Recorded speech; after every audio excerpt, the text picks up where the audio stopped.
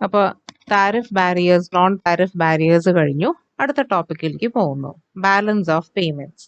ഇത് കുറച്ച് ഇമ്പോർട്ടൻറ്റ് ടോപ്പിക്കാണ്. കാരണം ഇതിൽ നിന്ന് ചോദ്യങ്ങൾ വരാൻ നല്ല സാധ്യതയുണ്ട്. പ്രത്യേകിച്ച് ബാലൻസ് ഓഫ് പേയ്മെന്റ് എന്താണ്, balance of payment balance of trade തമ്മിൽ എന്തൊക്കെയാണ് വ്യത്യാസം, ഇതൊക്കെ നോർമലി ചോദിക്കുന്ന ക്വസ്റ്റ്യൻസ് ആണ്. അപ്പൊ ആദ്യം തന്നെ ബാലൻസ് ഓഫ് പേയ്മെന്റ് എന്താണെന്ന് നോക്കാം. Balance of payment is an account statement of double entry system of a record of all economic transactions between residents of a country and rest of the world. ഇപ്പൊ നമ്മൾ international trade എന്ന് പറയുന്നു ഒരു രീതിയിലൊരു ബിസിനസ്സാണ്. നമ്മൾ അതായത് നമ്മൾ കുറെ ഗുഡ്സ് എക്സ്പോർട്ട് ചെയ്യുന്നു. എക്സ്പോർട്ട് ചെയ്യുമ്പോൾ നമുക്ക് തിരിച്ച് വരുമാനം ഉണ്ടാവുന്നു in terms of foreign currency. അതേപോലെ നമ്മൾ കുറെ ഗുഡ്സ് ഇമ്പോർട്ട് ചെയ്യുന്നു, പുറത്തുനിന്ന് വാങ്ങിക്കുന്നു, അതിന് നമ്മൾ പേയ്മെന്റ് നടത്തുന്നു. ഇപ്പൊ നമ്മൾ ഏത് കടയിൽ ചെന്നാലും ഇവര് ഒരു അക്കൗണ്ട് ബുക്ക് മെയിൻറ്റെയിൻ ചെയ്യും, വരവ് എത്ര, പോക്ക് എത്ര. അതേപോലെ നാഷണൽ ലെവലില് India and rest of the world ഇവര് തമ്മിൽ നടക്കുന്ന എല്ലാ ട്രാൻസാക്ഷൻസിന്റെ ഒരു റെക്കോർഡാണ് balance of payments. It is a system of record of all economic transactions between residents of a country and rest of the world. ഇന്ത്യയിലുള്ള ആൾക്കാരും റെസ്റ്റ് ഓഫ് ദി വേൾഡ് വേറെ രാജ്യങ്ങളും തമ്മിൽ നടക്കുന്ന എല്ലാ ട്രാൻസാക്ഷൻസിന്റെ ഒരു record, balance of payments. Now, this includes payments for exports and imports of goods and services and movement of financial capital. ഇതിനകത്ത് ബേസിക്കലി ഉണ്ടാവുന്നത് റെക്കോർഡ് ഓഫ് എക്സ്പോർട്സ്, എന്തെല്ലാം സാധനങ്ങൾ നമ്മൾ എക്സ്പോർട്ട് ചെയ്യുന്നു, എത്രമാത്രം നമുക്ക് കാശ് കിട്ടുന്നു, അതായത് ഫോറിൻ കറൻസി ആയിട്ട് എക്സ്പോർട്ട് നമ്മൾ സെല് ചെയ്യുമ്പോൾ how much of money comes into our country. Import of goods and services, ഇന്ത്യയിൽ ഉണ്ടാക്കാൻ എക്സ്പെൻസീവ് ആയിട്ട് അല്ലെങ്കിൽ ഇന്ത്യയിൽ അവൈലബിൾ അല്ലാത്ത സാധനങ്ങൾ നമ്മൾ പുറത്തുനിന്ന് വാങ്ങിക്കുന്നു, അതിന് എത്രമാത്രം പേയ്മെന്റ് നടത്തുന്നു. അതുകൂടാണ്ട് മൂവ്മെന്റ് ഓഫ് ഫിനാൻഷ്യൽ ക്യാപിറ്റൽ, അതായത് ഫോറിൻ ഇൻവെസ്റ്റേഴ്സ് ഇന്ത്യയിൽ വന്ന് ഇൻവെസ്റ്റ് ചെയ്യുമ്പോൾ ക്യാപിറ്റൽ ഇന്ത്യയിലേക്ക് വരുന്നു. ഇതേപോലെ ഇന്ത്യൻ ഇൻവെസ്റ്റേഴ്സ് ഫോറിൻ കൺട്രിയിൽ പോയി ഇൻവെസ്റ്റ് ചെയ്യുമ്പോൾ ക്യാപിറ്റൽ പുറത്തോട്ട് പോകുന്നു. അതേപോലെ നമ്മൾ കടം വാങ്ങിക്കും, ബാക്കിയുള്ളവർക്ക് കടം കൊടുക്കും. അങ്ങനെ മണി ഇൻഫ്ലോ ഔട്ട്ഫ്ലോ, മണി പുറത്തോട്ട് ഒഴുകുന്നു, ഇന്ത്യയിലേക്കും വരുന്നു. ഈ പറയുന്ന ഇത്രയും കാര്യങ്ങളാണ് ബാലൻസ് ഓഫ് പേയ്മെന്റ് എന്ന് പറയുന്ന സ്റ്റേറ്റ്മെന്റിൽ ഉണ്ടാകുന്നത്. Now, it summarizes transactions for a specific period, normally 1 year. Balance of payment account എന്ന് പറഞ്ഞ് എടുക്കുന്ന സ്റ്റേറ്റ്മെന്റ് നോർമലി ഒരു വർഷത്തേക്കാണ്. ഒരു വർഷം എത്ര ട്രാൻസാക്ഷൻസ് നടന്നു, എക്സ്പോർട്ട് ആണോ കൂടുതൽ, ഇമ്പോർട്ട് ആണോ കൂടുതൽ, ബോറോയിങ്സ് ആണോ കൂടുതൽ, അല്ലെങ്കിൽ നമ്മൾ അങ്ങോട്ട് ലെൻഡ് ചെയ്യാണോ അങ്ങനെയാണോ, ഇതൊക്കെ നമുക്ക് ഒറ്റ നോട്ടത്തിൽ അറിയാൻ പറ്റും. And this is prepared in A single currency. ഇപ്പൊ നമ്മൾ എക്സ്പോർട്ടിന് ചിലപ്പോൾ ഡോളറിലായിരിക്കും റിസീവ് ചെയ്യുന്നത്, ഇമ്പോർട്ട്സിന് വേറെ കറൻസിയിലായിരിക്കും ചിലപ്പോൾ പേയ്മെന്റ് നടത്തുന്നത്. പക്ഷേ ഇന്ത്യൻ ബാലൻസ് ഓഫ് പേയ്മെന്റ്സ് അല്ലെങ്കിൽ statement of what is happening in our country, നമ്മുടെ എക്സ്പോർട്ട് ഇമ്പോർട്ടിന്റെ റെക്കോർഡ്സ് കാണിക്കുമ്പോൾ നമ്മുടെ ഡൊമസ്റ്റിക് കറൻസിയിലാണ് ഇതെപ്പോഴും കാണിക്കുന്നത്. ഒരു സിംഗിൾ കറൻസിയിലാണ് ഈ അക്കൗണ്ട് സ്റ്റേറ്റ്മെന്റ് കാണിക്കുന്നത്. അപ്പോൾ ബാലൻസ് ഓഫ് പേയ്മെന്റിൽ record of exports, record of imports, record of movement of capital from India to other countries and from other countries to India. ഇതൊക്കെയാണ് balance of payments. Structure of balance of payments. ഞാൻ നേരത്തെ പറഞ്ഞു balance of payment ഒരു account statement ആണ്. പല രീതിയിലുള്ള entries ഉണ്ട്. ഓരോ എൻട്രിയുടെ ഏത് രീതിയിൽ എങ്ങനത്തെ എൻട്രി ആണ് അതിന്റെ ഒരു ബേസിസിൽ ബാലൻസ് ഓഫ് പേയ്മെന്റിന്റെ സ്ട്രക്ചർ ഇവിടെ എക്സ്പ്ലെയിൻ ചെയ്യുന്നുണ്ട്. എന്തെല്ലാം ഹെഡിങ്സ് ആണ് ഇതിൽ വരുന്നത്. ഒന്നാമത്തത് current account balance, second is capital account balance, third is foreign exchange reserves, and lastly you have errors and omissions. അങ്ങനെ നാല് സബ് ഹെഡിങ്സിലാണ് ഈ പറയുന്ന ട്രാൻസാക്ഷൻസ് എല്ലാം റെക്കോർഡ് ചെയ്തേക്കുന്നത്. ആദ്യത്തേത് current account balance. Current account ബാലൻസിൽ എന്താ വരുന്നതെന്ന് നോക്കാം. Current account balance is the difference between receipts and payments. നമുക്ക് റെസീറ്റ് എന്ന് പറഞ്ഞാൽ വാട്ട് വി റിസീവ്, പേയ്മെന്റ് എന്ന് പറയുന്നത് നമ്മൾ നടത്തുന്ന payment. You are giving away money for something in return for something. Now current account ബാലൻസിൽ വിസിബിൾ ഐറ്റംസും ഉണ്ട്, ഇൻവിസിബിൾ ഐറ്റംസും ഉണ്ട്. ഇപ്പൊ നമ്മൾ വിസിബിൾ ഐറ്റംസ് എന്ന് പറയുന്നത് ഗുഡ്സ് എന്നാണ്. ഇപ്പൊ കാർ എക്സ്പോർട്ട് ചെയ്യുന്നു, കാർ ഇമ്പോർട്ട് ചെയ്യുന്നു, അല്ലെങ്കിൽ നമ്മൾ പറയില്ലേ ഒരു ടാഞ്ചിബിൾ ആയിട്ട് നമുക്ക് കാണാൻ പറ്റുന്ന, തൊടാൻ പറ്റുന്ന ഒരു ഫിസിക്കൽ പ്രസൻസ് ഉള്ള ഒരു ഐറ്റംനെയാണ് ഗുഡ്സ് എന്ന് പറയുന്നത്. അപ്പോൾ visible items means export and import of goods. ഇതേപോലെ ഇൻവിസിബിൾ ഐറ്റംസ് ഉണ്ട്. ഇൻവിസിബിൾ ഐറ്റംസ് എന്ന് പറയുന്നത് സർവീസസ് എന്ന് പറയാം. ഇപ്പോൾ ഇവിടെ പറയുന്ന ഒരു സർവീസ്, ഇപ്പൊ ഇൻട്രസ്റ്റ് പേയ്മെന്റ്.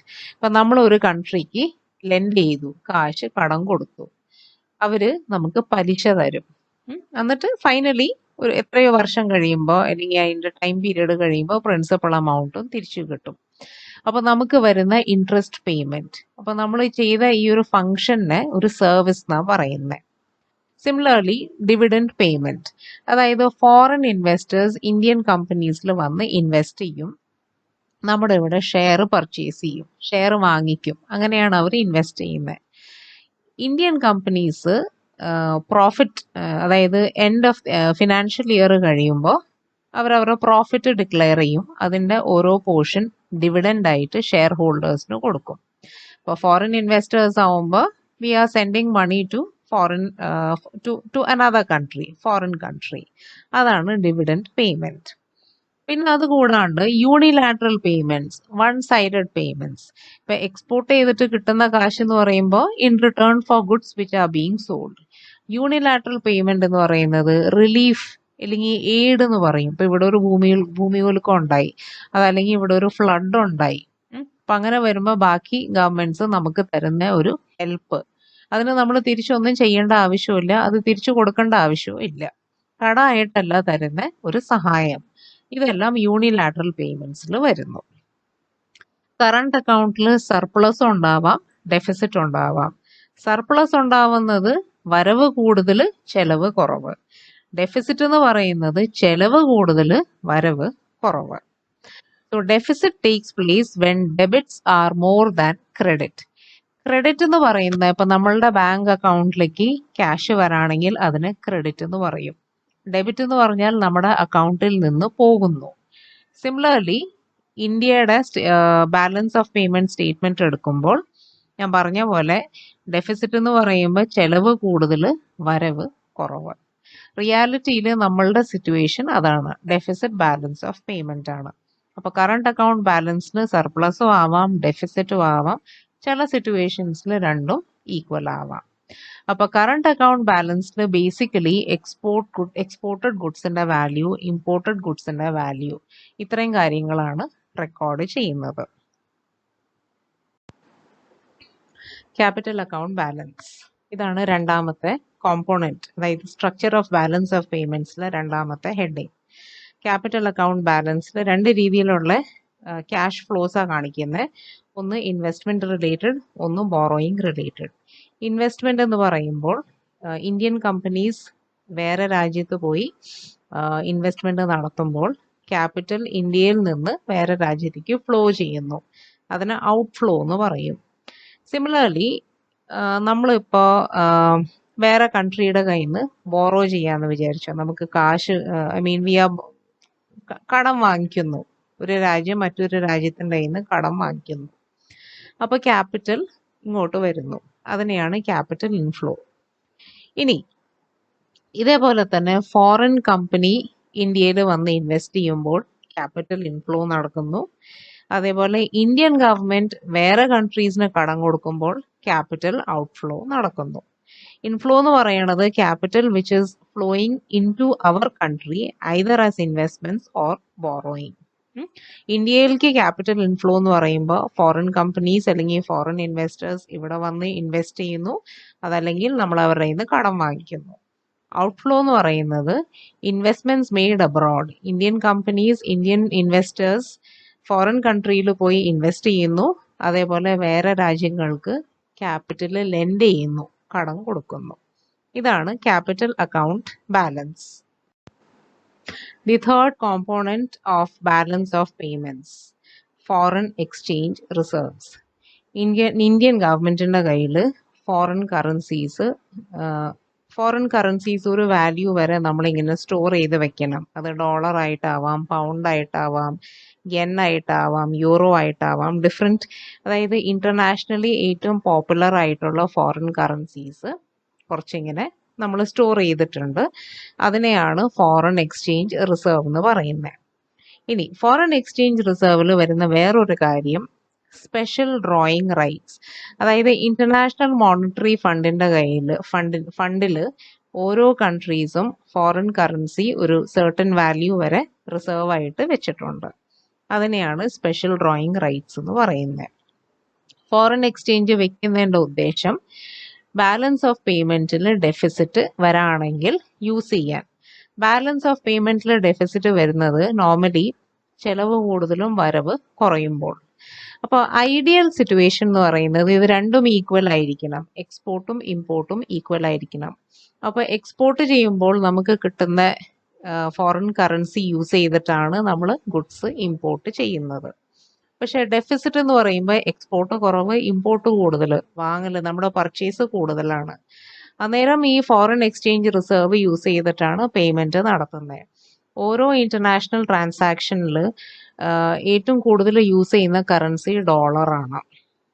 അപ്പൊ ഇമ്പോർട്ട് മീൻസ് നമ്മൾ വേറെ രാജ്യത്തിന്റെ കയ്യിൽ നിന്ന് ബൈ ചെയ്യുന്നു. അന്നേരം ഫോറിൻ കറൻസി പേയ്മെന്റ് തന്നെ നടത്തണം. അന്നേരം ഫോറിൻ എക്സ്ചേഞ്ച് റിസർവ്സ് ആവശ്യം വരുന്നു. ഫോറെക്സ് എന്ന് പറയുന്നത് short form for foreign exchange. ഇതാണ് മൂന്നാമത്തെ കോമ്പോണന്റ്. അടുത്തതാണ് എറേഴ്സ് ആൻഡ് ഒമിഷൻ. എറർ എന്ന് പറയുന്നത് തെറ്റ്, ഒമിഷൻ എന്ന് പറയുന്നത് വിട്ടുപോവാന്ന് പറയില്ലേ, ഒമിറ്റ് ചെയ്തു, അറിയാതെ വിട്ടുപോയി. അപ്പൊ എറർ സംഭവിക്കുന്നത് ബിക്കോസ് ഓഫ് സ്റ്റാറ്റിസ്റ്റിക്കൽ ഡിസ്ക്രിപ്പൻസി.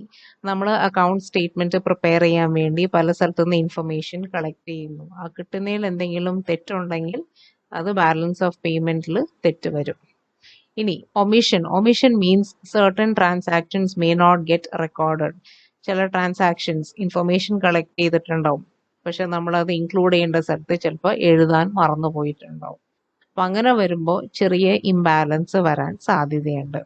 അതുകൊണ്ട് എറേഴ്സ് ആൻഡ് ഒമിഷൻ എന്ന് പറഞ്ഞുകൊണ്ട് ഒരു നാലാമത്തെ ഒരു സബ് ഹെഡിങ് ഉണ്ട് ബാലൻസ് ഓഫ് പേയ്മെന്റ് കോമ്പോണൻസിൽ. അപ്പൊ structure of balance of payments എന്ന് പറയുന്നത്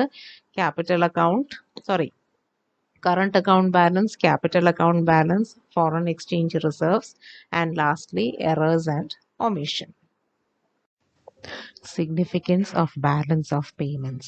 എന്തിനാണ് നമ്മൾ ബാലൻസ് ഓഫ് പേയ്മെന്റ്സ് സ്റ്റഡി ചെയ്യുന്നത്? ഒന്നാമത്തെ reason, it is an indicator of international trade. അതായത് ഒരു രാജ്യത്തിന് എത്ര എക്സ്പോർട്സ് ഉണ്ട്, എത്ര ഇമ്പോർട്ട്സ് ഉണ്ട്, എത്രമാത്രം ക്യാപിറ്റൽ വേറെ രാജ്യത്തേക്ക് ഫ്ലോ ചെയ്യുന്നു, എത്രമാത്രം ക്യാപിറ്റൽ നമ്മുടെ രാജ്യത്ത് കിട്ടുന്നുണ്ട്, പ്രത്യേകിച്ച് ഫോറിൻ ഇൻവെസ്റ്റേഴ്സ് എത്രമാത്രം ഇൻവെസ്റ്റ് ചെയ്യുന്നുണ്ട്, ഇതിൻ്റെയൊക്കെ ഒരു അളവാണ് ബാലൻസ് ഓഫ് പേയ്മെന്റ്സ്. അപ്പോൾ നമ്മുടെ രാജ്യം എത്രമാത്രം ഇന്റർനാഷണൽ ട്രേഡ് ഉണ്ട് in terms of volume, in terms of quantity. നമ്മൾ ഇന്ത്യ ലിസ്റ്റ് ഓഫ് ഇമ്പോർട്ട്സിൽ 13th, ലിസ്റ്റ് ഓഫ് എക്സ്പോർട്സിൽ 11th ആണ് ഹോൾ വേൾഡിൽ.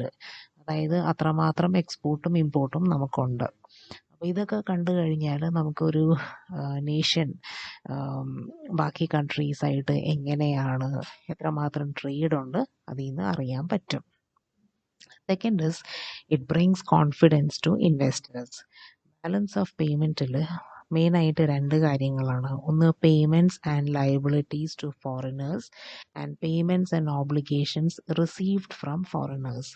നമ്മൾ എത്രമാത്രം റിസീവ് ചെയ്യുന്നു, നമ്മൾ എത്രമാത്രം കൊടുക്കേണ്ടതുണ്ട്.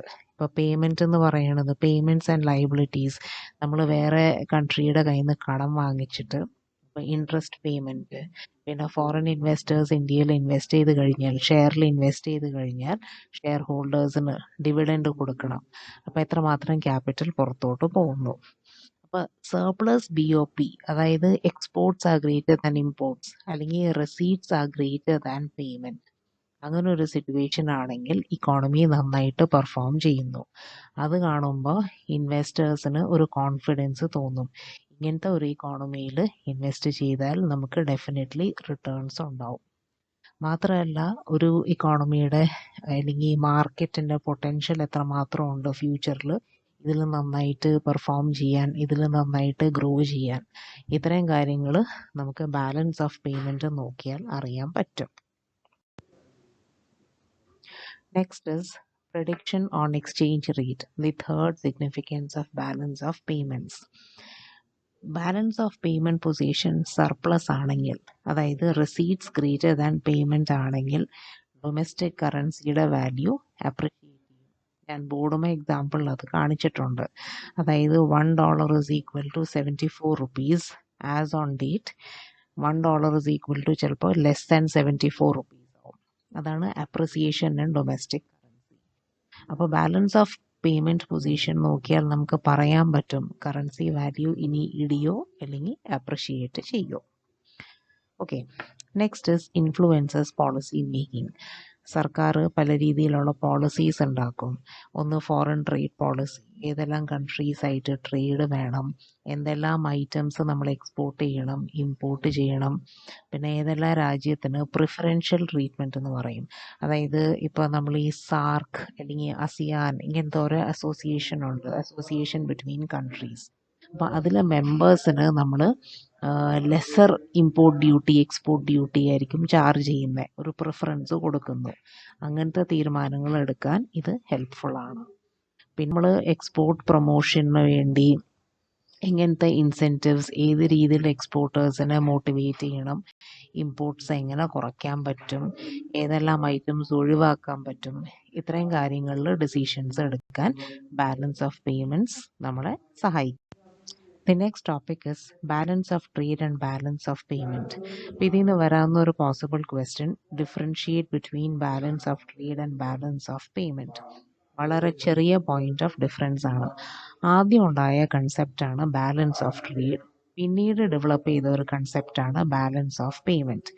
ബാലൻസ് ഓഫ് ട്രേഡ് എന്ന് പറയുന്നത് it is a record of transactions which involve only visible items. നമ്മൾ ഗുഡ്സ് ആൻഡ് സർവീസസ് എന്ന് പറയുന്നു. ഗുഡ്സ് വിസിബിൾ ആണ്, ടാഞ്ചിബിൾ ആണ്, you can touch it, you can feel it. ഇപ്പം നമ്മൾ മഷീൻ അല്ലെങ്കിൽ ജ്വല്ലറി, സ്പൈസസ്, ഇതൊക്കെ വിസിബിൾ ഐറ്റംസ് ആണ്. ഇതിൻ്റെ ട്രാൻസാക്ഷൻസ് റെക്കോർഡ് ചെയ്യണത് ബാലൻസ് ഓഫ് ട്രേഡിലാണ്. ബാലൻസ് ഓഫ് പേയ്മെൻറ്റ് എന്ന് പറയുമ്പോൾ വിസിബിൾ മാത്രമല്ല, നോൺ വിസിബിൾ ഐറ്റംസ് ഓൾസോ. അതായത് സർവീസസ്, സോഫ്റ്റ്വെയർ എക്സ്പോർട്സ്, പിന്നെ നമ്മൾ കടം കൊടുക്കുമ്പോൾ അതായത് ഇൻട്രസ്റ്റ്, അതായത് you are lending money, you cannot see such items. ഇത് അക്കൗണ്ടിൽ മാത്രമേ റിഫ്ലക്റ്റ് ചെയ്യുള്ളൂ. ഇതൊക്കെ ഒരു രീതിയിലുള്ള സർവീസാണ്. പിന്നെ ഇൻഷുറൻസ് കമ്പനീസ് ഉണ്ടല്ലോ, ഇപ്പം you have foreign insurance companies coming in to India. അതേപോലെ we sell our services to other countries. ഇതെല്ലാം നോൺ വിസിബിൾ ഐറ്റംസ് ആണ്. അപ്പോൾ ബാലൻസ് ഓഫ് പേയ്മെൻറ്റിൽ visible and non visible items, അതായത് ഗുഡ്സ് ആൻഡ് സർവീസസ് രണ്ടിൻ്റെയും transactions record ചെയ്യും. അപ്പോൾ പഴയ കാലത്ത് ബാലൻസ് ഓഫ് ട്രേഡ് മാത്രമേ ഉള്ളൂ. കാരണം അന്ന് ഈ സർവീസസ്, ഇപ്പം നമ്മൾ ടെക്നോളജി അത്രയും ഡെവലപ്ഡ് ആയിരുന്നില്ല, അതുകൊണ്ട് സർവീസസ് നമുക്ക് സെല് ചെയ്യാൻ പറ്റില്ലായിരുന്നു. ഈ അടുത്ത കാലത്താണ് അങ്ങനെ പറ്റിയത്. അതുകൊണ്ടാണ് ഇങ്ങനൊരു വ്യത്യാസം വന്നത്, balance of trade and balance of payments. Now, the second point of difference is balance of trade is a part of balance of payment. Balance of payment le visible and non-visible items അതിലൊരു ഭാഗം മാത്രമാണ് balance of trade. Now, മറുവശം balance of payment includes balance of trade also. Okay, ഈ visible items പറയുന്നത് balance of trade ആണ്. അപ്പം balance of പേയ്മെൻറ്റിൻ്റെ ഒരു ഭാഗമാണ് balance of trade. Now, balance of trade gives a partial picture of the economy. നമ്മൾ balance of trade study ചെയ്യുകയാണെങ്കിൽ physical ഗുഡ്സിൽ എത്ര transactions നടന്നു, എത്ര ഗുഡ്സ് എക്സ്പോർട്ട് ചെയ്തു, എത്ര ഇമ്പോർട്ട് ചെയ്തു, അത് മാത്രമേ നമുക്ക് അറിയാൻ പറ്റുകയുള്ളൂ. പക്ഷേ ബാലൻസ് ഓഫ് പേയ്മെൻറ്റ് ആണെങ്കിൽ ഹോൾ ഇക്കോണമിയുടെ പിക്ചർ നമുക്കിവിടെ കിട്ടും. ഇതാണ് difference between balance of trade and balance of disequilibrium in balance of payments. Now, balance of payment, as I said, is a record of exports and imports.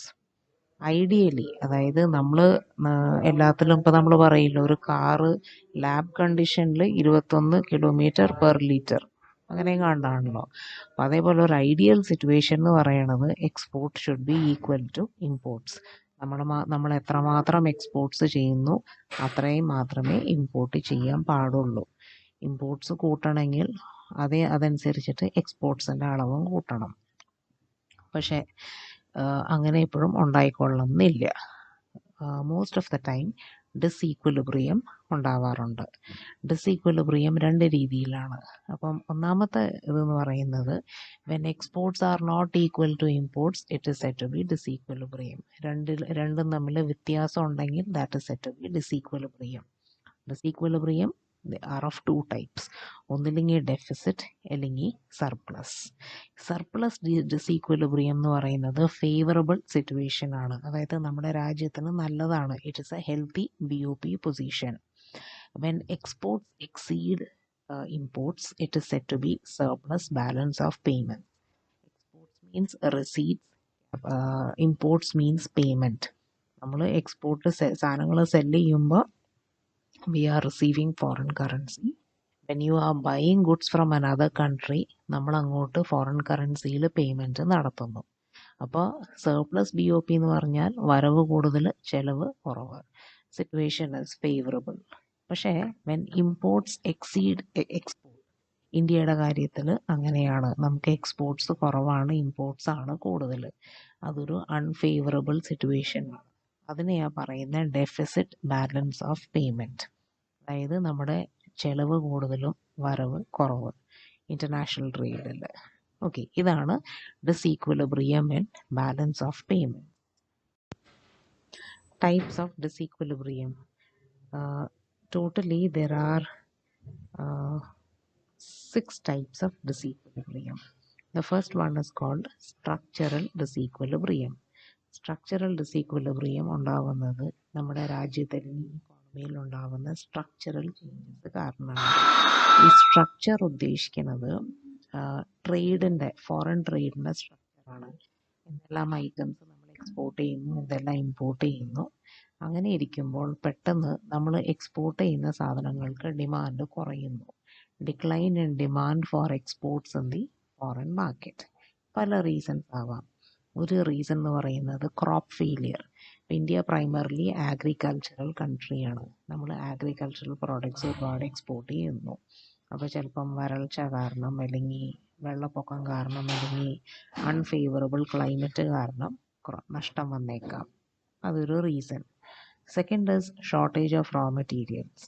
നമ്മൾ export producing units, അതായത് export ചെയ്യാനുള്ള സാധനങ്ങൾ ഉണ്ടാക്കുന്ന ഫാക്ടറികളിൽ ചിലപ്പോൾ raw മെറ്റീരിയലിന് shortage വരാം. അതല്ലെങ്കിൽ strike, അതായത് ആൾക്കാർ ജോലി ചെയ്യില്ല എന്ന് പറഞ്ഞ സമരം. പിന്നെ പൊളിറ്റിക്കൽ ഇൻസ്റ്റെബിലിറ്റി, 2 രാജ്യങ്ങൾ തമ്മിൽ പൊളിറ്റിക്കൽ റിലേഷൻസ് സ്ട്രെയിൻഡ് ആവാം. പിന്നെ പെട്ടെന്ന് ചിലപ്പോൾ കൺസ്യൂമേഴ്സിൻ്റെ താല്പര്യങ്ങൾ, അതായത് ഇത്രയും കാലം നമ്മുടെ പ്രോഡക്റ്റ് വാങ്ങിച്ചിരുന്നു, പെട്ടെന്ന് അവരുടെ താല്പര്യം വേറൊരു പ്രോഡക്റ്റിലേക്ക് മാറി. അങ്ങനത്തെ പല രീതിയിലുള്ള ചേഞ്ചസ് കാരണം ഇന്ത്യയിൽ നിന്ന് പോകുന്ന, അല്ലെങ്കിൽ നമ്മുടെ രാജ്യത്ത് നിന്ന് പോകുന്ന എക്സ്പോർട്ട്സിൻ്റെ ഡിമാൻഡ് കുറയാം. അങ്ങനെ വരുമ്പോൾ ഇക്കോണമിയിൽ ചേഞ്ചസ് വരും. അതിനെയാണ് സ്ട്രക്ചറൽ ഡിസീക്വലിബ്രിയം എന്ന പേര് പറയുന്നത്. Second is cyclical disequilibrium. ഏത് ഇക്കോണമിയും ബിസിനസ് സൈക്കിൾ എന്ന് പറഞ്ഞൊരു കൺസെപ്റ്റ് ഉണ്ട്. ബിസിനസ് സൈക്കിളിൽ 4 ഫേസസ് ആണ്: boom or prosperity, recession, depression, recovery. Every economy passes through these 4 phases. ഏത് ഇക്കോണമി ആയാലും, അണ്ടർ ഡെവലപ്ഡ് ആയാലും ഡെവലപ്ഡ് ആയാലും, ഈ 4 ഫേസിൽ കൂടെ ഇങ്ങനെ പോയിക്കൊണ്ടിരിക്കും. അപ്പം നമ്മുടെ ജീവിതം എന്നും ഒരുപോലെയല്ല. ചിലപ്പോൾ പ്രശ്നങ്ങൾ വരാം, ചിലപ്പോൾ പിന്നെ കുറച്ച് നാളത്തേക്ക് സന്തോഷങ്ങൾ മാത്രമേ ഉള്ളൂ. അപ്പോൾ അതുപോലെയാണ് ഇക്കോണമി. ബൂം മീൻസ് അതായത് നല്ല പ്രോസ്പെരിറ്റി, ബിസിനസ്സൊക്കെ നന്നായിട്ട് പോകുന്നു, നല്ല പ്രൊഡക്ഷൻ ഉണ്ട്, ഡിമാൻഡുണ്ട്, ആൾക്കാർക്ക് ജോലിയുണ്ട്, വരുമാനമുണ്ട്, കംഫർട്ടബിളായിട്ട് ആൾക്കാർ ജീവിച്ചു പോകുന്നു. അതിനുശേഷം വരുന്നത് റിസെഷനാണ്. എന്തെങ്കിലും ഇപ്പം നമ്മൾ കൊറോണ വന്നു കഴിഞ്ഞപ്പോൾ സഡൻലി ലോക്ക്ഡൗൺ വന്നു, കടകൾ അടച്ചിട്ടു. അപ്പോൾ ബിസിനസ്സൊക്കെ ഒരു ബൂം എന്നുള്ളൊരു സിറ്റുവേഷനിൽ നിന്ന് പതുക്കെ താഴോട്ട് വന്നു. പിന്നെ വരുന്നത് ഡിപ്രഷൻ. ഡിപ്രഷൻ എന്ന് പറയുന്നത് ഒരു വളരെ മോശം സിറ്റുവേഷനാണ്. ആൾക്കാർക്ക് ജോലി ഉണ്ടാവില്ല, പ്രൊഡക്ഷൻ ഉണ്ടാവില്ല, ഡിമാൻഡ് ഉണ്ടാവില്ല. ഇപ്പോൾ കൊറോണ വന്നു കഴിഞ്ഞപ്പം കടകൾ അടച്ചിട്ടു, കുറേ പേരുടെ ജോലി പോയി. ജോലി ഇല്ലാണ്ട് വന്നപ്പോൾ പർച്ചേസിങ് പവർ കുറഞ്ഞു. സാധനങ്ങൾക്ക് ഡിമാൻഡ് ഇല്ല, സാധനങ്ങൾ വിറ്റ് പോകുന്നില്ല, പുതിയ പ്രൊഡക്ഷൻ ഇല്ല. ചില സെക്ടേഴ്സ് ഭയങ്കരമായിട്ട് അഫക്റ്റഡ് ആയി, എന്നാൽ ചില സെക്ടേഴ്സിൽ യാതൊരു ബുദ്ധിമുട്ടില്ല. അങ്ങനെ ഡിപ്രഷൻ. പിന്നെ പതുക്കെ പതുക്കെ അത് റിക്കവർ ചെയ്യും. ഇപ്പോൾ കൊറോണയുടെ ലേറ്റസ്റ്റ് വേരിയൻറ്റും പോയി തുടങ്ങി. ഇനി എല്ലാം പഴയ പോലെ സ്കൂൾസ്, കോളേജസ്, കടകൾ എല്ലാം റീഓപ്പൺ ചെയ്യും, പഴയ പോലെയാവും. അപ്പോൾ എന്തെങ്കിലും ഒരു കാരണം കൊണ്ടാണ് ഈ ബൂം എന്നുള്ളൊരു സ്റ്റേജിൽ നിന്ന് റിസഷൻ ഡിപ്രഷനിലേക്ക് പോകുന്നത്. പിന്നെ അത് പതിയെ ശരിയായി വരുന്നു. അപ്പോൾ ഓരോ ഫേസിനോട് റിലേറ്റഡ് ആയിട്ടുള്ള മാറ്റങ്ങൾ ട്രേഡിലും, ഓരോ ഫേസിനോട് റിലേറ്റഡ് ട്രേഡിൽ പാറ്റേൺസ് നമുക്ക് കാണാം. ഇപ്പോൾ പ്രോസ്പെരിറ്റി പീരിയഡ് ആണെങ്കിൽ ആൾക്കാർക്ക് നല്ല ഡിമാൻഡുള്ള സമയമാണ്, സാധനങ്ങൾക്കൊക്കെ നല്ല ഡിമാൻഡ്. അപ്പോൾ ചിലപ്പോൾ ഡൊമസ്റ്റിക് പ്രൊഡക്ഷൻ തികയാണ്ട് വരുമ്പോൾ നമുക്ക് ആൾക്കാരുടെ നീഡ്സ് സാറ്റിസ്ഫൈ ചെയ്യാൻ വേറെ രാജ്യത്തു നിന്ന് ഇമ്പോർട്ട് ചെയ്യേണ്ട ഒരു സിറ്റുവേഷൻ വരും. അപ്പോൾ during A period of boom imports can be greater than exports. നേരെ മറിച്ച് ഡിപ്രഷൻ സമയത്ത് ഡൊമസ്റ്റിക് ഗുഡ്സിന് തന്നെ ഡിമാൻഡ് ഇല്ല, ഇമ്പോർട്ടഡ് ഗുഡ്സ് ഒട്ടും വേണ്ട, എക്സ്പോർട്ട്സും കുറവായിരിക്കും ആ സമയത്ത്. അപ്പോൾ ഓരോ ബിസിനസ് സൈക്കിളിലെ ഓരോ ഫേസ് അനുസരിച്ചിട്ട് ട്രേഡ് പാറ്റേണിൽ മാറ്റം വന്നേക്കാം. ഇതൊരു ടെമ്പററി ഫീച്ചറാണ്. കുറച്ച് നാൾ ബൂം വന്നു, പിന്നെ റിസഷൻ വന്നു, അതനുസരിച്ചിട്ട് ട്രേഡിൽ മാറ്റം വരുന്നു. Now next is technological disequilibrium. ടെക്നോളജിയിലെ ചേഞ്ച് കാരണം പുതിയ പ്രോഡക്ട്സിൻ്റെ ഇൻവെൻഷൻ, എക്സിസ്റ്റിംഗ് പ്രോഡക്ട്സിനെ ഇന്നോവേറ്റ് ചെയ്യുക, അല്ലെങ്കിൽ ഒരു പുതിയ മെത്തേഡ് ഓഫ് പ്രൊഡക്ഷൻ കണ്ടുപിടിക്കുക. ന്യൂ മെത്തേഡ് ഓഫ് പ്രൊഡക്ഷൻ്റെ പ്രത്യേകത ആദ്യത്തെക്കാളും കൂടുതൽ ഔട്ട്പുട്ട് പ്രൊഡ്യൂസ് ചെയ്യാൻ പറ്റും, കോസ്റ്റ് കുറവായിരിക്കും. അപ്പോൾ ഇങ്ങനത്തെ മാറ്റം വരുമ്പോൾ ഏത് രാജ്യമാണ് ഈ മാറ്റം കൊണ്ടുവരുന്നത് അവർക്കൊരു അഡ്വാൻറ്റേജ് കിട്ടുന്നു ബാക്കി രാജ്യത്തെക്കാളും. അപ്പം ഇന്നോവേറ്റീവ് പ്രോഡക്റ്റ് ആണെങ്കിൽ സുപ്പീരിയർ ക്വാളിറ്റി പ്രോഡക്റ്റ്, അപ്പോൾ നാച്ചുറലി അതിനായിരിക്കും ഗ്ലോബൽ മാർക്കറ്റിൽ ഡിമാൻഡ് കൂടുതൽ. പിന്നെ ഒരു പുതിയ മെത്തേഡ് ഓഫ് പ്രൊഡക്ഷൻ വരുമ്പോൾ ചിലപ്പോൾ കോസ്റ്റ് ഓഫ് പ്രൊഡക്ഷൻ വളരെ ലോ ആയിരിക്കും, അപ്പോൾ ബാക്കി എല്ലാവരെക്കാളും ലെസർ പ്രൈസിൽ സെല് ചെയ്യാൻ പറ്റും. അപ്പോൾ ആ പർട്ടിക്കുലർ കൺട്രിയിൽ എക്സ്പോർട്ട്സ് കൂടും, ഒരുപക്ഷെ ഇമ്പോർട്ട്സ് കുറയും, ബാക്കി രാജ്യങ്ങളിൽ എക്സ്പോർട്ട്സ് കുറയും. അപ്പോൾ എല്ലാ കൺട്രീസും ഇൻ്റർ കണക്റ്റഡ് ആണ്. ടെക്നോളജിക്കൽ ഡിസീക്വിലിബ്രിയം അവിടെ ഉണ്ടാകുന്നു. പിന്നെ ഉള്ളത് short run equilibrium and long run equilibrium. Short run equilibrium പേര് പറയുന്ന as A name suggest temporary, കുറച്ച് നാളത്തേക്ക് ഉണ്ടാവുള്ളൂ. ലോങ് റൺ ഡിസീക്വിലിബ്രിയം ഉദ്ദേശിക്കുന്നത് കുറച്ച് നീണ്ട നാൾ നിൽക്കും. ഇപ്പോൾ കൊറോണ കാരണം വന്നത് 2-3 years നീണ്ടു നിന്നു. ഇനി ഇതേപോലെ രാജ്യത്തൊരു യുദ്ധം വന്നു, ഒരു സിവിൽ വാറൊക്കെ വന്നു കഴിഞ്ഞാൽ കുറച്ച് നാളത്തേക്ക് ഇങ്ങനെ ഡിസീക്വിലിബ്രിയം ഉണ്ടാവും. പക്ഷെ ഗ്രാജുവലി ഇറ്റ് ഗെറ്റ്സ് ഇത് കറക്റ്റഡ് ആവും. പിന്നെ നെക്സ്റ്റ് ഉള്ളത് മോണിറ്ററി ഡിസീക്വിലിബ്രിയം. ഇത് ഒന്നില്ലെങ്കിൽ ഇൻഫ്ലേഷൻ അല്ലെങ്കിൽ ഡീഫ്ലേഷൻ കാരണം വരാവുന്ന ഒരു മാറ്റമാണത്. ഇൻഫ്ലേഷൻ സമയത്ത് സംഭവിക്കുന്നത് സാധനങ്ങളുടെ വില കൂടും, prices increase. Inflation means increase in prices. അങ്ങനെ വരുമ്പോൾ നമ്മളിവിടെ നിന്ന് എക്സ്പോർട്ട് ചെയ്യുന്ന ഐറ്റംസ് വളരെ എക്സ്പെൻസീവ് ആവും. ഓക്കെ, ഇനി in addition to this inflation സമയത്ത് ആൾക്കാരുടെ കയ്യിൽ കാശ് കൂടുതലായിരിക്കും, മണി സപ്ലൈ ഇൻ സർക്യുലേഷൻ കൂടുതലാണ്. അതുകൊണ്ടാണ് ആൾക്കാർക്ക് ഇത്രയും ഡിമാൻഡ് ഉണ്ടാകുന്നത് പുതിയ പുതിയ പ്രോഡക്ട്സിന്. So when money income increases people have a greater purchasing power. സാധനങ്ങൾക്ക് വില കൂടുന്നു ഒരു വശത്ത്, ആൾക്കാർ കൂടുതൽ പ്രോഡക്ട്സ് ഡിമാൻഡ് ചെയ്യുന്നു because they have a high purchasing power. അങ്ങനെ വരുമ്പോൾ ഇമ്പോർട്ടഡ് ഗുഡ്സിന് ഡിമാൻഡ് കൂടുന്നു. അപ്പോൾ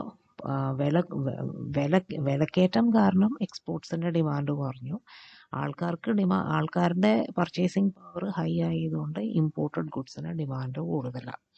അങ്ങനെ വരുമ്പോൾ ബാലൻസ് ഓഫ് പേയ്മെൻറ്റ് ഡിസീക്വിലിബ്രിയം ഉണ്ടാകുന്നു. ഇത്രയാണ് different types of balance of payment disequilibrium. ഇതിൽ short run disequilibrium, long run disequilibrium നിങ്ങൾ മെൻഷൻ ചെയ്യേണ്ട ആവശ്യമില്ല. ബാക്കി 4 മാത്രം എക്സാമിന് ചോദിക്കുമ്പോൾ എഴുതിയാൽ മതി. Next topic is causes of disequilibrium. Now, there are basically 4+3 7 causes of disequilibrium. എന്തുകൊണ്ടാണ് ബാലൻസ് ഓഫ് പേയ്മെന്റ് ഡിസീക്വലിബ്രിയം വരുന്നത്? ഒന്നാമത്തെ കാരണം ഡെവലപ്മെന്റ് സ്കീംസ്. ഇപ്പം നമ്മുടെ സർക്കാർ ജനങ്ങളുടെ വെൽഫെയറിന് വേണ്ടി കുറേ ഡെവലപ്മെന്റൽ ആക്ടിവിറ്റീസ് അണ്ടർടേക്ക്. ഇപ്പോൾ ബ്രിഡ്ജ് പണിയുക, അല്ലെങ്കിൽ റോഡ് കൺസ്ട്രക്ട് ചെയ്യുക, വീടുകൾ, എയർപോർട്ട്, അങ്ങനെ ജനറൽ നമ്മുടെ ലൈഫ് സ്മൂത്ത് ആക്കാൻ വേണ്ടി. അപ്പോൾ അങ്ങനെ വരുന്ന കുറേ എക്സ്പെൻഡിച്ചറാണ് ഡെവലപ്മെന്റ് എക്സ്പെൻഡിച്ചർ. ഇതിൽ വേറൊരു നല്ല വശം കൂടിയുണ്ട്. ഇങ്ങനത്തെ കുറേ കാര്യങ്ങൾ അണ്ടർടേക്ക് ചെയ്യുമ്പോൾ കുറേ ആൾക്കാർക്ക് സ്കിൽഡ് ആൻഡ് അൺസ്കിൽഡ് ലേബേഴ്സ് ജോലിയും കിട്ടും. അപ്പം അങ്ങനെ ഡെവലപ്മെന്റ് എക്സ്പെൻഡിച്ചർ നമ്മൾ ഒരു പരിധി വിട്ട് ഡെവലപ്മെന്റ് എക്സ്പെൻഡിച്ചർ ഇൻകർ ചെയ്യുമ്പോൾ there is a tendency to import capital goods. ഈ കാര്യങ്ങളൊക്കെ ചെയ്യാൻ വലിയ വലിയ മെഷീൻസ് ആവശ്യമുണ്ട്. ഇന്ത്യയിൽ അത് പ്രൊഡ്യൂസ് ചെയ്യാൻ ബുദ്ധിമുട്ടാണ്. ടെക്നോളജിക്കൽ ലിമിറ്റേഷൻസ്, കോസ്റ്റ് ഹൈ ആയിരിക്കും. അപ്പോൾ നമ്മളിതെല്ലാം ഇമ്പോർട്ട് ചെയ്യും. ഒരു വശത്ത് ഇങ്ങനെ ഇമ്പോർട്ട്സ് കൂടും, മറ്റൊരു വശത്ത് എക്സ്പോർട്സ് കൂടുന്നില്ല. എക്സ്പോർട്സ് കോൺസ്റ്റന്റ് ആയിട്ട് നിൽക്കും. അങ്ങനെ വരുമ്പോൾ ഇക്കോണമിയിൽ ഒരു സ്ട്രക്ചറൽ ചേഞ്ച് വന്നു. Imports are greater than exports. അങ്ങനെ സ്ട്രക്ചറൽ ഡിസീക്വലിബ്രിയം ഉണ്ടാകും. Now, second cause, price cost structure. Price cost means cost of production. Cost of production മാറ്റം വന്നു കഴിഞ്ഞാൽ അത് ആദ്യം കാണുന്നത് പ്രോഡക്റ്റിന്റെ ഫൈനൽ പ്രൈസിലാണ്. ഇപ്പോൾ cost structure of export industries affect the volume of exports. Export industries ഉദ്ദേശിക്കുന്നത് എക്സ്പോർട്ട് ചെയ്യാൻ ഉദ്ദേശിക്കുന്ന സാധനങ്ങൾ പ്രൊഡ്യൂസ് ചെയ്യുന്ന ഇൻഡസ്ട്രീസ് ആണ്. അവിടെ ചില സമയത്ത് പ്രൊഡക്ഷൻ കോസ്റ്റ് കൂടിയേക്കാം. Because of reasons like higher wages, കൂലി കൂടുതൽ കൊടുക്കണം, റോ മെറ്റീരിയൽസിന് ഷോർട്ടേജ് വന്നു, അല്ലെങ്കിൽ റോ മെറ്റീരിയൽസിൻ്റെ കോസ്റ്റ് കൂടി. അങ്ങനെ വരുമ്പോൾ ഫൈനൽ പ്രോഡക്റ്റിൻ്റെ വില കൂടും. അപ്പോൾ ഫൈനൽ പ്രോഡക്റ്റ് എക്സ്പോർട്ടിനുള്ളതാണ്. എക്സ്പോർട്ടിൻ്റെ വില കൂടുമ്പോൾ എക്സ്പോർട്ടിനുള്ള ഡിമാൻഡ് കുറയുന്നു. അങ്ങനെ എക്സ്പോർട്ട് കുറയുന്നു, ഇമ്പോർട്ട് പഴയ പോലെ തന്നെ. There is no change in imports. Imports are high, exports are follow. അങ്ങനെ അവിടെ ഡിസീക്വലിബ്രിയം ഉണ്ടാകും. മൂന്നാമത്തെ കാര്യം changes in foreign exchange rate. അതായത് ഇപ്പം നമ്മുടെ കറൻസി വാല്യൂ അപ്രിഷിയേറ്റ് ചെയ്യുകയാണെങ്കിൽ, നോർമലി ഡിപ്രിഷിയേറ്റ് ചെയ്യുകയാണ്, ഇടിയാണ്, പക്ഷെ അപ്രിഷിയേറ്റ് ചെയ്യുകയാണെങ്കിൽ വാട്ട് ഹാപ്പൻസ് ഇസ് നമ്മൾ എക്സ്പോർട്ട് ചെയ്യുന്ന സാധനങ്ങളുടെ വില കൂടും, ഇമ്പോർട്ട് ചെയ്യുന്ന സാധനങ്ങളുടെ വില കുറയും. അപ്പോൾ എക്സ്പോർട്ട്സ് എക്സ്പെൻസീവ് ആകുമ്പോൾ അതിൻ്റെ ഡിമാൻഡ് കുറയും, എക്സ്പോർട്ട് കുറയും. ഇമ്പോർട്ട്സ് ചീപ്പ് ആയതുകൊണ്ട് അതിൻ്റെ അളവ് പോകും. അങ്ങനെ വരുമ്പോൾ ഡിസീക്വലിബ്രിയം വന്നേക്കാം. പിന്നെ അടുത്തത് ഡെമോൺസ്ട്രേഷൻ എഫക്റ്റ്. ഡെമോൺസ്ട്രേഷൻ എഫക്റ്റ് എന്ന് പറയുന്നത് ബാക്കിയുള്ളവരുടെ ലൈഫ് സ്റ്റൈല് നമ്മൾ അതേപോലെ ആവാൻ നോക്കുക, ഏപ്പ് ചെയ്യാൻ നോക്കുക എന്ന് പറയും. അതായത് ഇപ്പം ഡെവലപ്പിംഗ് കൺട്രീസ്, ഇന്ത്യ പോലത്തെ രാജ്യത്ത് പല ആൾക്കാർക്കും വെസ്റ്റേൺ ലൈഫ് നല്ല ഇഷ്ടമാണ്. വെസ്റ്റേൺ ലൈഫ് എന്ന് പറയുന്നത് അവിടെ ലൈഫ് കുറേ കൂടി കംഫർട്ടബിൾ ആണ്. അവിടെ പിള്ളേർക്ക് പോലും സ്കൂളിലും കോളേജിൽ പോകുന്ന പിള്ളേർക്ക് പോലും സ്വന്തം വണ്ടിയുണ്ട്, കാറ് ഇങ്ങനത്തെയൊക്കെ ഉണ്ട്. പിന്നെ ഭയങ്കര മെക്കനൈസ്ഡ് ലൈഫാണ്. അവിടെ കുക്കിംഗ് കുറവാണ്, എല്ലാത്തിനും മെഷീൻസാണ്. അതേ പാറ്റേൺ നമ്മൾ ഇവിടെ ഫോളോ ചെയ്യുകയാണെങ്കിൽ പല സാധനങ്ങൾ ഇവിടെ ഉണ്ടാക്കുന്നില്ല. യൂസ് ചെയ്യുന്ന പല ഇലക്ട്രോണിക് ഐറ്റംസ് ഒന്നും ഇവിടെ അവൈലബിൾ അല്ല. അപ്പം നമുക്കിതെല്ലാം പുറത്തുനിന്ന് വരുത്തിക്കേണ്ടി വരും. അപ്പം ആ ഒരു ലൈഫ് സ്റ്റൈല് ഫോളോ ചെയ്യാൻ ആൾക്കാർ എന്ത് ചെയ്യുന്നു, ഇങ്ങനത്തെ ഗുഡ്സ് ഇമ്പോർട്ട് ചെയ്യാൻ, അതായത് there is a demand for such goods. അങ്ങനെ വരുമ്പോൾ നമ്മളിത് ഇമ്പോർട്ട് ചെയ്യും. ഈ ഒരു ഈക്വലിബ്രിയം ഡിസ്റപ്റ്റഡ് ആകുന്നു. എക്സ്പോർട്സ് മാറ്റമില്ല, ഇമ്പോർട്ട്സ് കൂടുന്നു. ഇത്രയാണ് demonstration. Next reason for disequilibrium, cyclical fluctuation.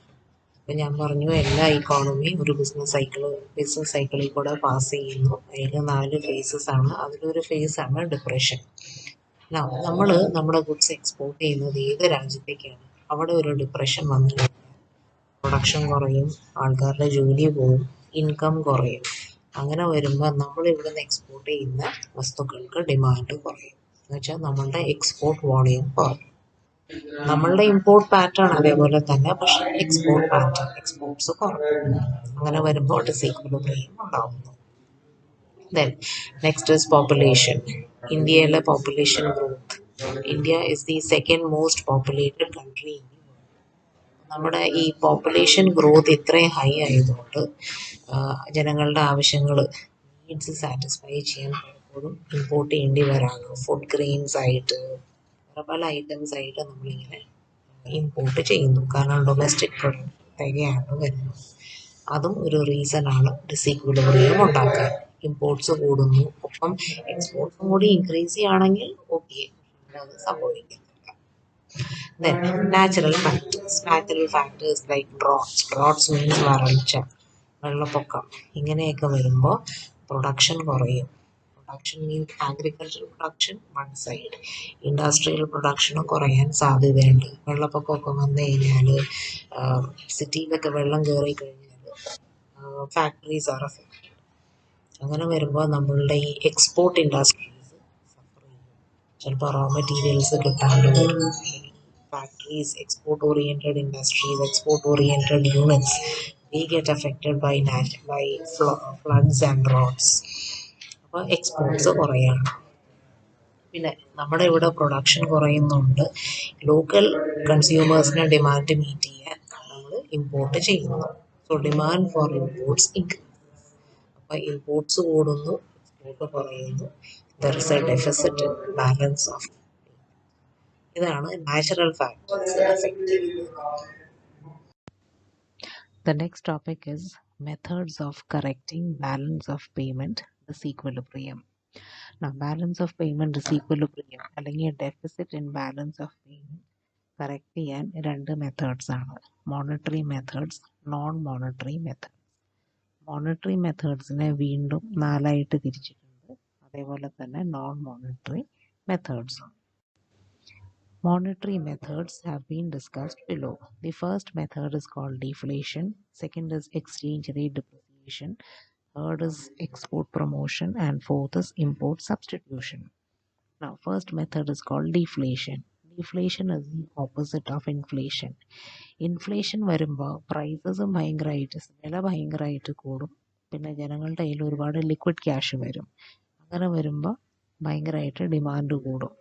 അപ്പോൾ നമുക്ക് ഡിമാൻഡ് കാരണം പ്രൈസ് കൂടിയെന്നും പറയാം, അല്ലാതെയും പ്രൈസ് കൂടിയെന്നും പറയാം.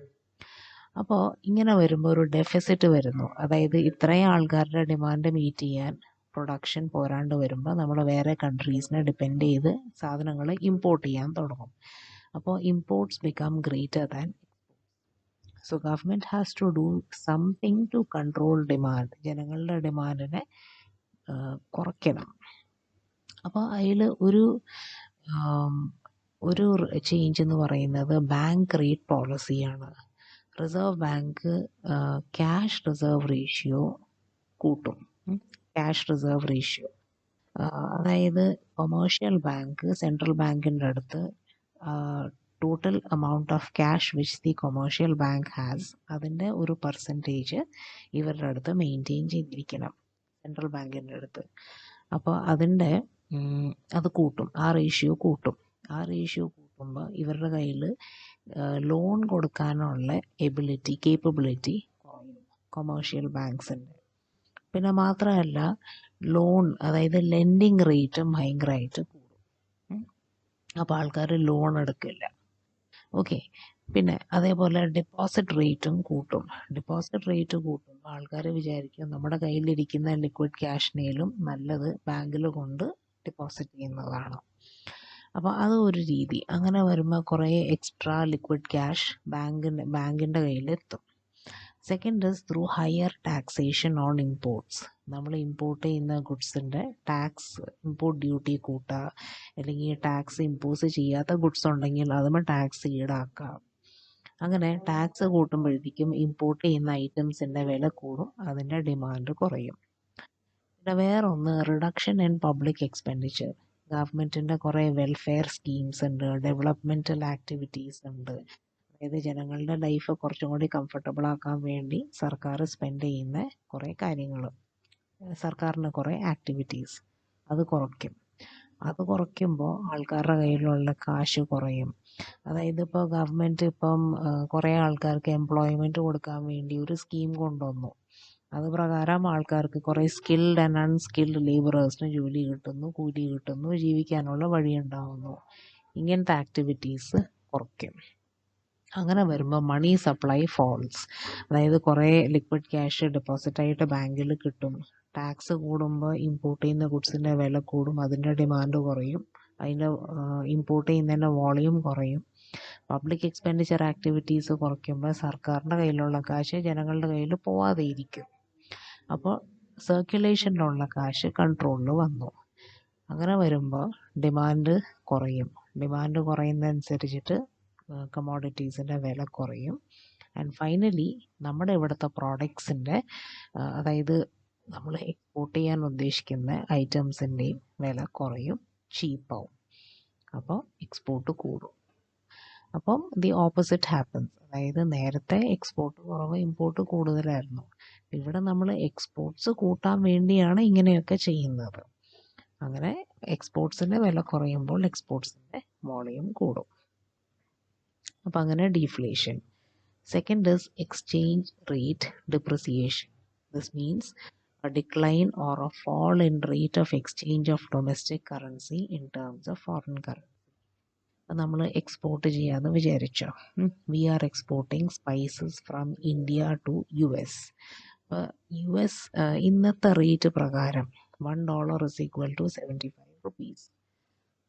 അമേരിക്കൻസിന് ഇന്ത്യൻ സ്പൈസ് വാങ്ങിക്കണമെങ്കിൽ $1 കൊടുത്താൽ 75 രൂപ വിലയുള്ള അത്രയും സ്പൈസസ് അവർക്ക് കിട്ടും. ഓക്കെ, ഇനി ഇങ്ങനെ ഇരിക്കുമ്പോൾ നമ്മുടെ റുപ്പിയുടെ വാല്യൂ ഇടിയാണ്. റുപ്പി ഇടിയ എന്ന് പറഞ്ഞു കഴിഞ്ഞാൽ $1.75 എന്നുള്ളത് $1.85 ആയി. അപ്പോൾ നമുക്ക് നഷ്ടമാണ്. പക്ഷെ അമേരിക്കൻസ് നോക്കുമ്പോൾ നേരത്തെ $1 കൊടുത്താൽ 75 രൂപ വിലയുള്ള സ്പൈസസ് കിട്ടിയിരുന്നു. ഇപ്പം സെയിം $1 85 rupees വാല്യൂ ഉള്ള സ്പൈസസ്, അതായത് കൂടുതൽ സ്പൈസസ് കിട്ടുന്നു. അപ്പം അവർ നോക്കുമ്പോൾ എക്സ്പോർട്ട് ചീപ്പായി. അപ്പോൾ കൂടുതൽ എക്സ്പോർട്ട് ചെയ്യും. Exports become cheaper and imports costlier. അങ്ങനെ വരുമ്പോൾ ഇവിടെ ഇപ്പം നമ്മൾ US എക്സ്പോർട്ട് ചീപ്പായി.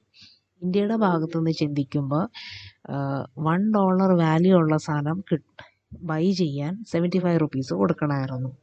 പക്ഷേ ഡിപ്രിസിയേഷൻ വന്നു കഴിഞ്ഞപ്പോൾ അതേ $1 വാല്യൂ ഉള്ള സാധനം വാങ്ങിക്കാൻ 85 rupees കൊടുക്കണം. എന്ന് വെച്ചാൽ ഇമ്പോർട്ട് ചെയ്യുന്നത് എക്സ്പെൻസീവായി ആദ്യത്തെക്കാളും. അപ്പോൾ എക്സ്പോർട്ട് ചീപ്പാകുമ്പോൾ എക്സ്പോർട്ടിൻ്റെ അളവ് കൂടും, ഇമ്പോർട്ട്സ് കോസ്റ്റ്ലി ആകുമ്പോൾ ഇമ്പോർട്ട്സ് കുറയും. അങ്ങനെ ഈ ഡെഫിസിറ്റ് കറക്റ്റഡായി പോകുന്നു. Next is devaluation. Exchange rate depreciation automatic ആയിട്ട് നടക്കുന്ന ഒരു സംഭവമാണ്.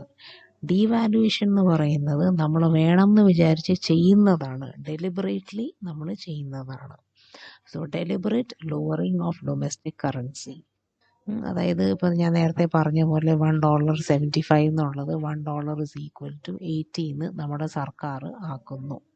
അങ്ങനെ വരുമ്പോൾ എക്സ്പോർട്ട്സ് ചീപ്പാവും, ഇമ്പോർട്ട്സ് കോസ്റ്റ്ലി ആവും, ഇമ്പോർട്ട്സ് കുറയും, എക്സ്പോർട്ട്സ് കൂടുന്നു. എക്സ്ചേഞ്ച് റേറ്റ് ഡിപ്രിസിയേഷൻ ഓട്ടോമാറ്റിക്കലി സംഭവിക്കും. ഇത് നമ്മൾ ചെയ്യുന്നു. This method is adopted when exports are lower than imports. അപ്പോൾ ഇന്ത്യയിൽ ഇത് 2 പ്രാവശ്യം ഡീവാലുവേഷൻ ചെയ്തിട്ടുണ്ട്. ആദ്യം ചെയ്തത് 1963 ആ സമയത്ത്, 63 ആണോ 67 ആണോ ഞാൻ ഓർക്കുന്നില്ല, ഇന്ദിരാഗാന്ധി ഗവൺമെൻറ്റിൻ്റെ സമയത്ത്. പിന്നെ 1991 PV നരസിംഹറാവു ഗവൺമെൻറ്റിൻ്റെ സമയത്ത് 2 പ്രാവശ്യം ഡീവാലുവേഷൻ ചെയ്തു. ഭയങ്കര ട്രേഡ് ഡെഫിസിറ്റ് വന്നു. അതായത് ഇമ്പോർട്ട് ബില്ല് ഭയങ്കര ഹൈ ആയി, റുപ്പി ഭയങ്കരമായിട്ട് ഫ്ലക്ച്വേറ്റ് ചെയ്യാൻ തുടങ്ങി, എക്സ്പോർട്ട്സ് കുറവ്. സിറ്റുവേഷൻ കൺട്രോളിൽ വരുത്താൻ വേണ്ടി ഡീവാലുവേഷൻ ചെയ്തു. 4ാമത്തെ മെത്തേഡാണ് exchange control. Exporters are ordered to surrender their foreign exchange to central authority. As an exporter നമ്മൾ എന്തെങ്കിലും വിൽക്കുമ്പോൾ നമുക്ക് വരുന്ന പേയ്മെൻറ്റ് ഫോറിൻ കറൻസിയിലാണ്. നോർമലി നമ്മൾ റിസർവ് ബാങ്കിന് സറണ്ടർ ചെയ്യും, അത് കൺവേർട്ട് ചെയ്ത് ഇന്ത്യൻ റുപ്പി ആയിട്ട്, ഇന്ത്യൻ കറൻസി ആയിട്ട് നമ്മുടെ അക്കൗണ്ടിൽ വരുന്നു. പക്ഷേ ചില ഒരു പർട്ടിക്കുലർ കാറ്റഗറി ഓഫ് എക്സ്പോർട്ടേഴ്സ് ഉണ്ട്. അവർ സ്ഥിരമായിട്ട് എക്സ്പോർട്ട് ഓർഡേഴ്സ് എടുക്കുന്നവരാണ്. അവർക്ക് 50% ഓഫ് ദെയർ, അതായത് ഒരു ട്രാൻസാക്ഷനിൽ നിന്ന് കിട്ടുന്ന പേയ്മെൻറ്റിൻ്റെ 50% അവർക്ക് ഫോറിൻ കറൻസി ആയിട്ട് മെയിൻറ്റെയിൻ ചെയ്യാനുള്ള പെർമിഷൻ ഗവൺമെൻറ് കൊടുത്തിട്ടുണ്ട്. കാരണം സ്ഥിരമായിട്ട് ഇങ്ങനെ ഓർഡേഴ്സ് എടുക്കുന്നവർക്ക് ആവശ്യം വരും ഫോറിൻ കറൻസി. പക്ഷേ ഇങ്ങനത്തെ ഒരു സിറ്റുവേഷനിൽ എല്ലാവരും നിർബന്ധമായിട്ട് ഫോറിൻ കറൻസി സെൻട്രൽ അതോറിറ്റി, അതായത് ഗവൺമെൻറ്റിനോ അല്ലെങ്കിൽ റിസർവ് ബാങ്ക് ഓഫ് ഇന്ത്യക്ക് സറണ്ടർ ചെയ്തിരിക്കണം. അപ്പം അങ്ങനെ വരുമ്പോൾ ഫോറിൻ എക്സ്ചേഞ്ചിൻ്റെ കൺട്രോൾ, ഫോറിൻ കറൻസിയുടെ കൺട്രോൾ അവരുടെ കയ്യിലായി. പിന്നെ അത്രയും അത്യാവശ്യം എസെൻഷ്യൽ ഐറ്റംസിന് വേണ്ടി മാത്രമേ ഫോറിൻ കറൻസി അനുവദിക്കുകയുള്ളൂ. അതായത് നമുക്ക് അത്യാവശ്യം ചില സാധനങ്ങൾ ഇമ്പോർട്ട് ചെയ്യാതെ പറ്റില്ല, ക്രൂഡ് ഓയിൽ പോലത്തെ, അതുപോലെ എന്തെങ്കിലും എസെൻഷ്യൽ മെഡിസിൻസ്. അന്നേരം വളരെ സൂക്ഷിച്ച് നോക്കിയിട്ട് ഫോറിൻ എക്സ്ചേഞ്ച് പെർമിറ്റ് ചെയ്യും, ഫോറിൻ കറൻസി സപ്ലൈ ചെയ്യും. അപ്പം അങ്ങനെ വരുമ്പോൾ ഫോറിൻ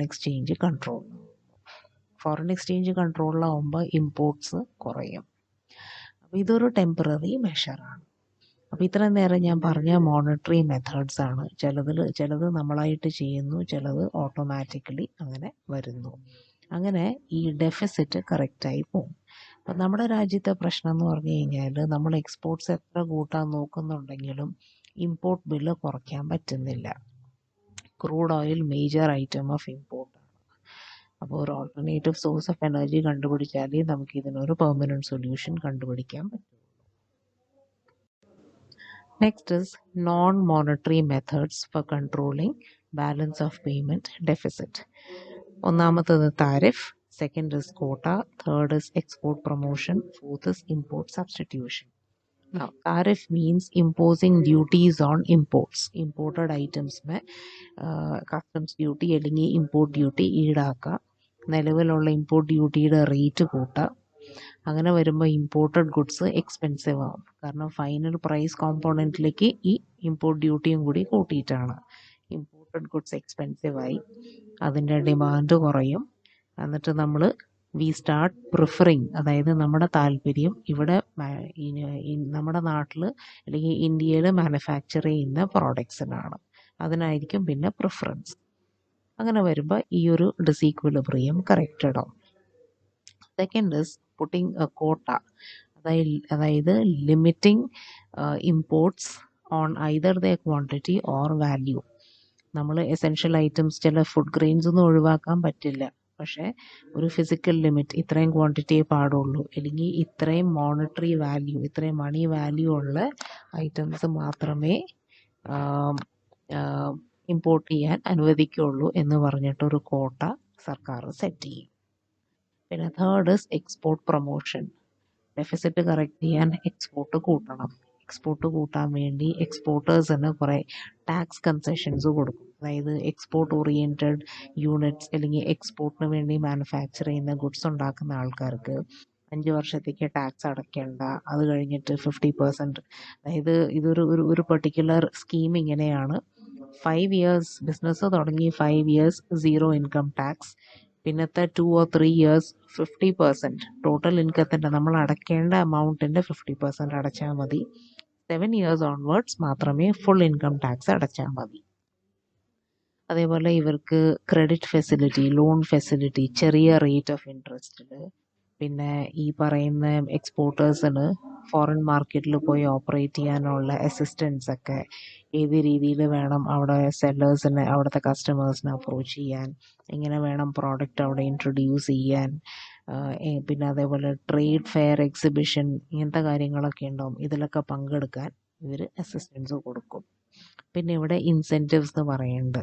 അതായത് നമ്മൾ ഒരു വർഷത്തെ വോളിയം ഓഫ് എക്സ്പോർട്ട്സ് നോക്കിയിട്ട് നന്നായി പെർഫോം ചെയ്യുന്ന എക്സ്പോർട്ടേഴ്സിന് സമ്മാനം കൊടുക്കുക, ടാക്സ് ഇൻസെൻറ്റീവ്സ് കൊടുക്കുക, വേറെ പുതിയ ഫെസിലിറ്റീസ് കൊടുക്കുക. ഇതൊക്കെയാണ് എക്സ്പോർട്ട് പ്രൊമോഷൻ. എക്സ്പോർട്ട് പ്രൊമോഷൻ ഒരു ഇമ്പോർട്ടൻ്റ് ആക്ടിവിറ്റിയാണ് നമ്മുടെ സർക്കാരിൻ്റെ. Second is import substitution. Imports ഒഴിവാക്കാൻ പറ്റില്ല, പക്ഷേ ഇമ്പോർട്ടഡ് ഐറ്റത്തിന് സബ്സ്റ്റിറ്റ്യൂട്ട് ഇവിടെ ഉണ്ടാക്കുകയാണെങ്കിൽ okay, we can substitute it, we can do away with imports. So those industries which produce import substitutes, ഇതിപ്പോൾ നമ്മൾ സെൽഫോൺസ് ഇമ്പോർട്ട് ചെയ്യുന്നുണ്ട്, അതിൻ്റെ വോളിയം കുറയ്ക്കാൻ അതേ ഫീച്ചേഴ്സ് ഉള്ള ഫോൺ ഇവിടെ പ്രൊഡ്യൂസ് ചെയ്യാം. അങ്ങനത്തെ കമ്പനീസിന് ടെക്നിക്കൽ അസിസ്റ്റൻസ് കൊടുക്കുക, സബ്സിഡി കൊടുക്കുക. സബ്സിഡി കൊടുത്തു കഴിഞ്ഞാൽ കോസ്റ്റ് ഓഫ് പ്രൊഡക്ഷൻ കുറച്ച് കുറയും, ഫൈനൽ പ്രൈസ് കുറയും, ഡൊമസ്റ്റിക് മാർക്കറ്റിൽ ഡിമാൻഡ് ഉണ്ടാവും. അപ്പം നമ്മൾ ഇമ്പോർട്ട് ചെയ്യുന്ന ടെൻഡൻസി കുറച്ച് കൺട്രോളിൽ വരും. ഇതൊക്കെയാണ് non monetary measures meant four correcting deficit in balance of payments.